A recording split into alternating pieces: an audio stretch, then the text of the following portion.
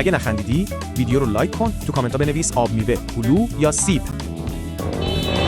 وقتی میگن گل عوارض نداره طبعا لو كان ده ثبت بخير.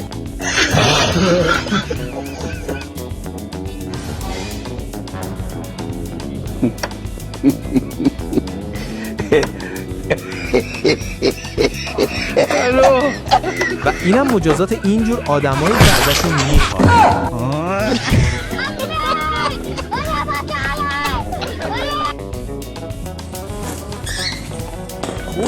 خانومش میگه داخلش کلی پوله و میخواد به خدا نگاه کن اون کپسول گازه دست پیدا کنه. میخوام اینو با این بشونم پولاشو در بیارم. آره پولاش هم که خارجیه. من طاقت دیدن این همه پولو ندارم. میرم بیرون بهت میگم تو بشکن در. باش.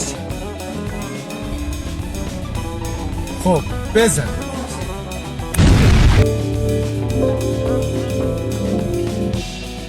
میگم مزیه بعد یک چه میشه؟ 2 آفرین 2 نفر اگه شبیه هم لباس بپوشن به چی میگن؟ 3 آفرین. خب مخالفه ندارم چی میشه؟ میشه دارم. ای والله. حالا اینا رو کنار هم بذار. دوست دارم.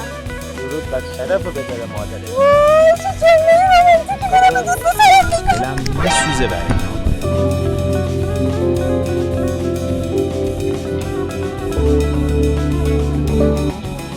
اومدم گوشی سلام، خسته نباشید. قربان شما، زنده باشید. گوشی می‌خواستم. چی می‌خواین؟ والا نمیدونم، پیشنهاد شما چیه؟ آیفون چطوره؟ نه، اپل بدین، از آیفون بهتره. عزیز خدمت شما. خیلی ممنون. نه من اینو نمیخوام. چرا؟ سی پشت دهنیه. چه کاری داداش؟ بیا سامسونگ بهت بدم. نه، گلکسی بده، از سامسونگ و آیفون هم بهتره. خدمت شما. دمت گرم.